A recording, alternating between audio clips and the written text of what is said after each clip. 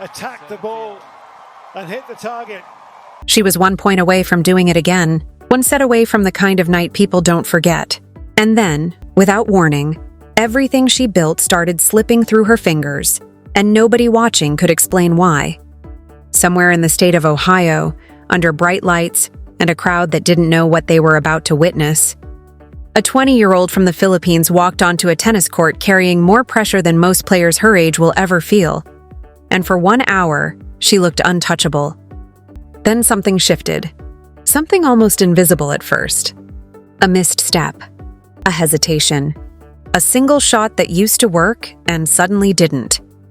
And by the time anyone realized what was happening, the match had already turned into something else entirely. This is the story of Alex. The night she nearly pulled off the impossible. The moment it all began to unravel, and the brutal, beautiful truth hiding underneath a scoreline that doesn't tell you anything close to the whole story. Let's rewind. Cincinnati, late summer. The kind of tournament where reputations are made and broken in a single afternoon. Alex wasn't supposed to be a headline here. She was the number 17 seed, a name tennis fans were only just starting to whisper about, stepping onto a court against a player ranked inside the world's top 10. On paper, this was supposed to be simple. A rising talent gets a lesson from a proven killer. That's how these stories usually go. Except Alex never read that script. From the very first point, something felt different. She wasn't hanging back, waiting, hoping the bigger name would make a mistake. She was stepping in, taking the ball early, meeting power with more power. And the woman across the net, one of the most dangerous ball strikers in the sport, suddenly looked like she was the one auditioning for a spot in this match, not the other way around. Point after point, Alex refused to blink. She wasn't just surviving rallies, she was ending them. She wasn't just returning shots, she was redirecting them with a kind of calm that made no sense for someone who had never faced this opponent before in her life. First meeting, biggest stage of the tournament so far, and Alex played like she'd already beaten her a dozen times. By the time the opening set reached its final games, the crowd could feel it. That subtle shift in energy when the underdog stops being the underdog. Alex closed it out, 6-4, 1 set down, and in that single moment something happened that's almost impossible to fake. The pressure flipped sides. Suddenly it wasn't Alex who had to prove she belonged. It was the higher-ranked player who had to prove she could survive. If you've followed Alex's rise at all, you know exactly what comes next when she tastes that kind of momentum. She gets bigger, bolder. She starts playing like she has nothing left to lose, because in her mind she's already done the hard part. She's already shown she can hang with the best. That's the dangerous version of Alex, the one opponents fear. But here's where the story takes its first real turn, the one nobody saw coming. Across the net, something else was happening too. A champion doesn't just lose a set and panic. She resets. And that's exactly what happened. Slowly, quietly, almost undetectably at first, the rhythm of the match began to change. The serves got heavier. The footwork got sharper. The shots that Alex had been redirecting so easily in the first set suddenly started arriving with more bite, more depth, less mercy. It's a strange, cruel thing about elite tennis. You can be completely in control of a match, dictating nearly every exchange, and still lose the next several points in the blink of an eye. One clean forehand, one backhand that lands an inch deeper than expected, one short ball punished before you can even react. That's all it takes. The story doesn't wait for you to catch your breath. And that's exactly what began happening to Alex. The second set stopped being a continuation of the first.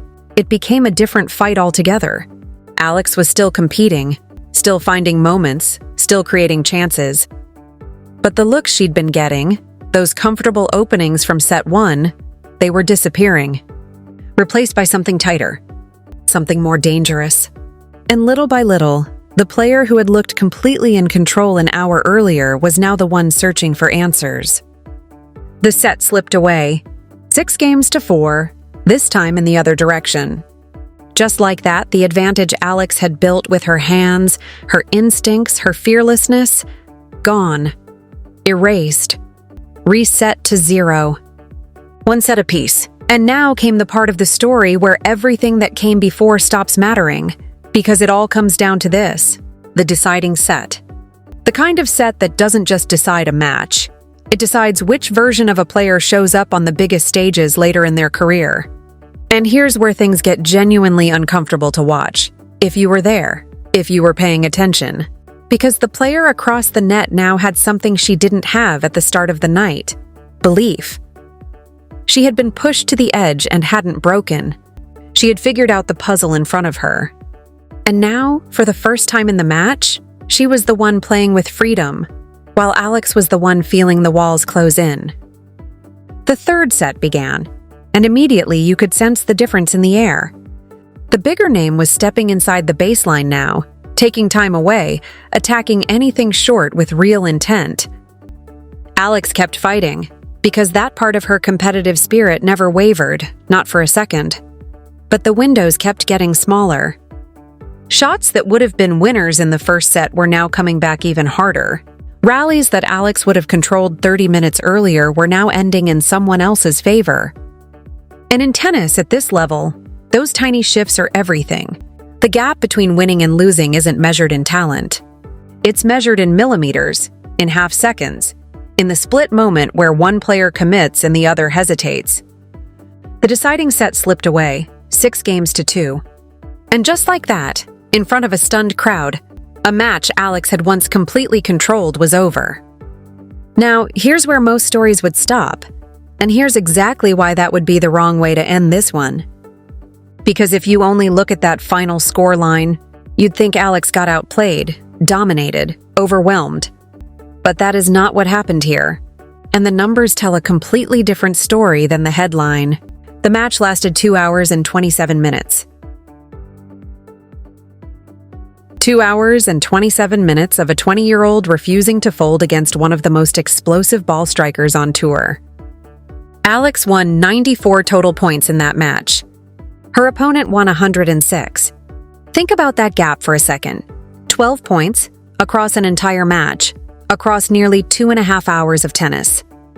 That is not a blowout. That is not a player getting outclassed. That is a razor-thin margin between two competitors, decided by the smallest of details in the moments that mattered most. And when you dig into exactly where that margin came from, the picture becomes even more interesting. Alex's opponent produced 18 forehand winners and 18 backhand winners, 36 moments where she simply ended the point outright. Alex produced 7 forehand winners and 9 backhand winners. That difference, that gap in finishing power, is where this match was actually lost. Not in effort, not in heart, not in belief, in the ability to close out a point once the rally had already been won in every way that mattered, except the scoreboard. That's the part of tennis that's almost impossible to teach overnight, and it's the exact skill Alex now knows, with absolute clarity, that she needs to build. So let's ask the real question here, the one hiding underneath everything we just watched. How does a player go from completely dominating a top 10 opponent for a full set to losing the next 2? The answer isn't collapse. It isn't nerves. It isn't fear. The answer is adjustment. And specifically, what happens after you've already shown your best cards to an opponent who's smart enough and dangerous enough to respond? Because that's the brutal truth about facing elite competition. Beating a great player once when they don't know what's coming is one kind of challenge. Beating that same player after they've studied you, adjusted to you, and started fighting back with everything they have, that's an entirely different level of the sport. And it's the level Alex is only now stepping into. Here's the thing people underestimate about nights like this one. They don't just measure how good a player currently is. They measure how good a player is about to become. Because think about everything working against Alex before she ever got to that decisive set. Her path through this tournament hadn't even given her a normal rhythm. Her previous opponent had to retire mid-match, meaning Alex went into this contest without the usual sharpening that a full battle provides. Then, with almost no warm-up for what was coming, she was thrown directly into a fight with a top 10 opponent boasting some of the heaviest, most fearless ball striking in the sport. And what did Alex do with that disadvantage? She won the first set anyway. Let that sink in for a moment, because it's the detail that gets lost every single time a match like this gets reduced to a final score. If her level wasn't real, If this was some fluke, some lucky night, she never gets that first set. She never forces a deciding set. She never makes a top 10 player fight for nearly 2.5 hours just to survive her. The problem was never whether Alex belonged on that court. She answered that question in the first 60 minutes, decisively, in front of everyone watching. The real story here, the one worth sitting with, is what happens after the opponent adjusts. Because that's not a talent problem, that's an experience problem. And experience problems can be solved. Tactics can be sharpened. Physical endurance can be built. The ability to close out a set before an opponent finds their rhythm, that can absolutely be trained. But you know what almost never gets built through coaching alone? The willingness to stand across the net from one of the best players in the world and genuinely believe, in your bones, that you can beat her. That belief either exists or it doesn't. And Alex has already proven, beyond any doubt, that she has it. Now comes the harder part, building everything else around it. This is exactly why a loss like this one might end up meaning more than a dozen routine wins. Because it's not the easy matches that expose where a player truly stands. It's the ones where they get close enough to taste it, close enough to feel the finish line, only to watch it disappear in real time. Alex now knows, with brutal clarity, exactly what it feels like when a one-set lead turns into a psychological weapon for the other side. She knows what it feels like when the same shot that worked perfectly an hour earlier suddenly stops landing. She knows what it costs when an opponent refuses to panic. And the next time she finds herself in this exact position, one set up, a top 10 name across the net, momentum in her hands, she'll have a decision to make that she didn't fully understand how to make this time. Maybe she changes the tempo earlier in the second set instead of letting her opponent settle. Maybe she attacks first instead of waiting to see what comes back. Maybe she protects her own serve with a little more urgency once she senses the tide beginning to shift. These are small, precise adjustments, but they are exactly the kind of adjustments that separate a player who is merely talented from a player who becomes consistently dangerous at the very top of the sport. And right now, tonight, Alex is standing directly in that gap between the two. That's exactly why this loss stings the way it does. Not because she got overwhelmed, not because she looked out of her depth, but because she was right there. She had the first set, she had the lead, she had the belief.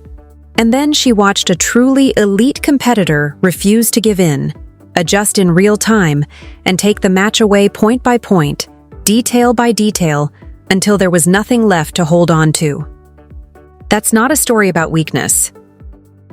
That's a story about the exact razor's edge that separates good players from legends, and about a young competitor who just got her first real look at what that edge feels like from the losing side of it. The tournament run is over. But here's the part that should make every single person watching this lean forward instead of walking away disappointed. The story is not actually about Cincinnati at all. It's about what comes next, because Alex is no longer trying to prove she can hang with the best players in the world. She already did that, in front of everyone, for a full set against a top 10 opponent.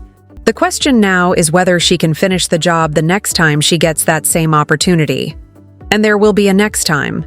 Probably sooner than anyone expects.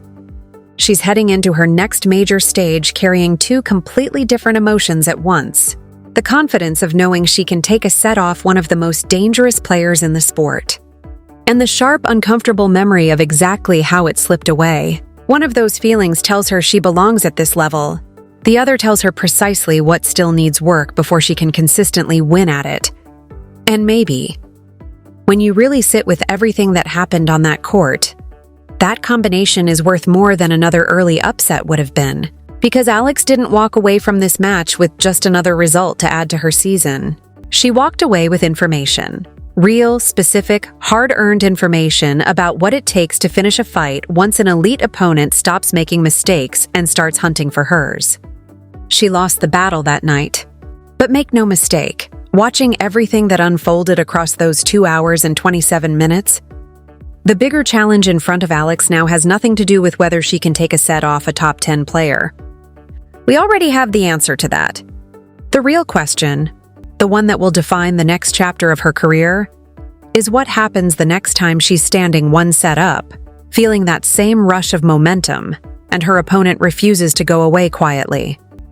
Because if she solves that puzzle, if she learns how to close the door instead of just opening it, then nights like this one won't be remembered as heartbreaks. They'll be remembered as the exact moment everything started to change.